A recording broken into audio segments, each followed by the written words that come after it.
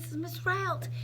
This is videos for week 3, and so I hope you had a great spring break last week. You had some time off, and so this is for week 3. This is if you chose the video to watch me and to answer a question about the video. Okay, so we're going to talk about the Bill of Rights. Now, remember, if we were in class, and when I say the Bill of Rights, you would say, it's our rights, man. So we're going to talk, we've already talked about 1 through 4, so we're going to talk about the other amendments today. So the 5th Amendment protects your rights, like if you were arrested or if you were on trial, okay?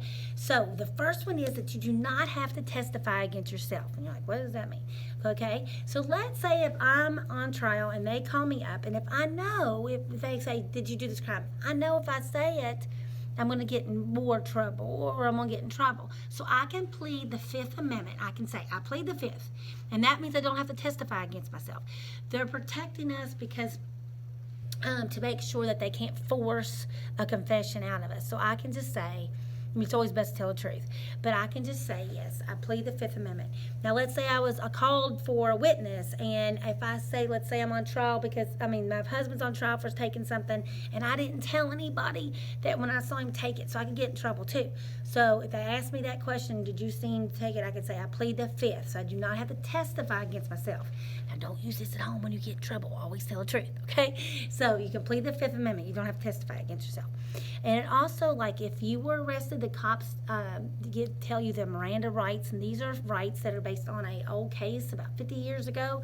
This guy was arrested, and they didn't tell him that he didn't have to say anything, that he could remain silent. And so he confessed everything, and then they used that in the trial, so they said that his rights were not protected. So if I'm arrested, they say you have the right to remain silent, and if you don't, whatever you say can be used against you in a court of law. So these are called your Miranda rights. Okay, so and then I cannot be tried twice for the same crime. So let's say they say that I stole one of Miss Steinhauer's cats. I don't know if she has cats, but let's say she does. So let's say I took her cats, and they found me innocent because I did not do it.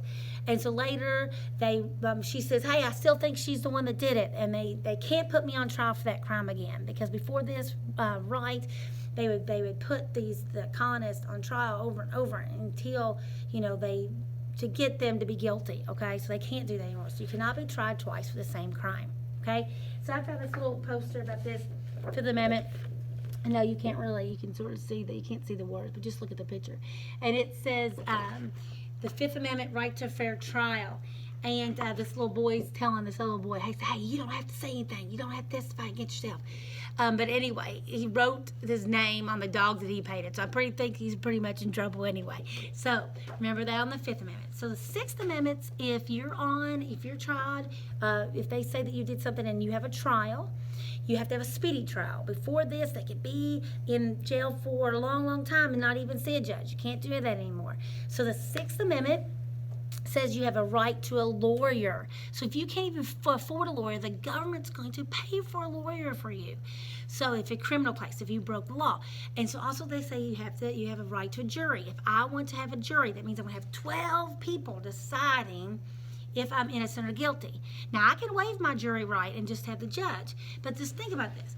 Like when I was a kid, my parents were divorced, so I lived with my mom. So if I got in trouble, she made all the discipline, so if she thought that I should have, 2 weeks off from going to a dance or whatever, not that I ever got in trouble. No, I always was right. I was always good, right? An angel, halo, okay? But let's say she was the only one that would make those decisions. But like my kids, they've got my husband and myself, so if they get in trouble, they have 2 people that can decide their fate. So they might come to me and say, it can come to me and say, hey, I really didn't, can I, please won't do this again. And maybe I'll tell their dad, hey, let's let them have another chance. So 2 people talking.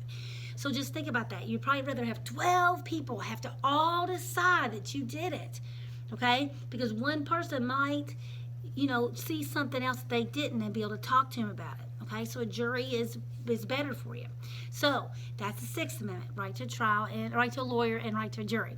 And the 7th Amendment is just like the 6th, but it's for civil cases. A civil case is if It's usually like if somebody's suing you for money. Let's say I was out riding my motorcycle. Can you imagine me on a motorcycle? Let's say I was riding my motorcycle, okay, and I got over in the neighbor's yard and I tore up their yard, like made the big holes in it. And they want me to pay for dirt to go fill it up, and I wouldn't do it, okay? So they could take me to court for a civil case, and they could take me to court to ask me to pay for their yard. Now, if I still have a right in the 7th Amendment to have a lawyer. If I can't afford one, the government will give me one, and I have a right to a jury, even in civil cases. Civil cases are usually about money, somebody suing for wrongdoing because maybe I didn't pay a bill or maybe something like that, okay? So that's 6th and 7th.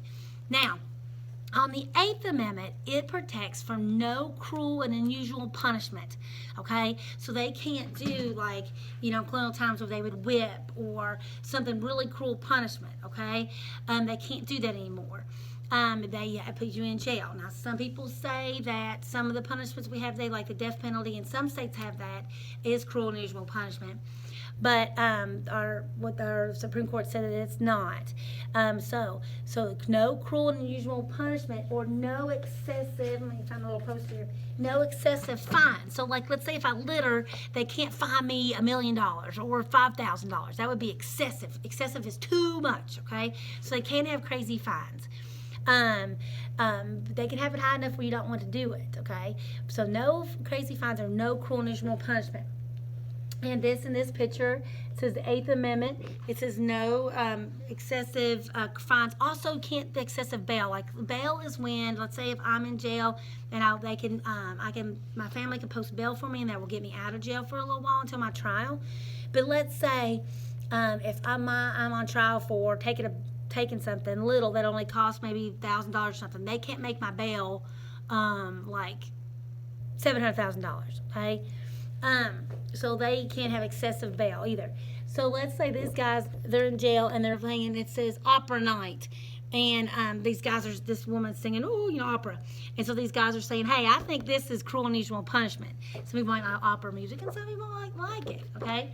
So that's the 8th Amendment. The 9th Amendment protects, now they were so smart doing this, this protects all the freedoms, personal freedoms that they might have forgot. Like our freedom to have whatever job you want to do, or the freedom to do what you want to do, okay, as long as it doesn't break any laws. So whatever career you want to be. So it protects all the other freedoms that they might have, personal freedoms they might have forgot. And that, that is just awesome that they remember to do that. So the 9th one, they have this kid can you imagine me with this haircut? Okay. This kid says he got this haircut, and the dad's like, oh my goodness gracious, what are you doing? And the kid says, hey, this is protected in the 9th Amendment. I can, have personal freedoms, okay? So that's the 9th Amendment. They protect your personal freedoms, anything they would forget. Now, the 10th Amendment just protects states' rights, so our states can make laws and have rights too. So those are the 5 through 10. I hope that you learned something there. I hope everything's going good. So just answer the question below about the 5th through the 10th Amendment. Okay, if you have any questions, let me know. Thank you.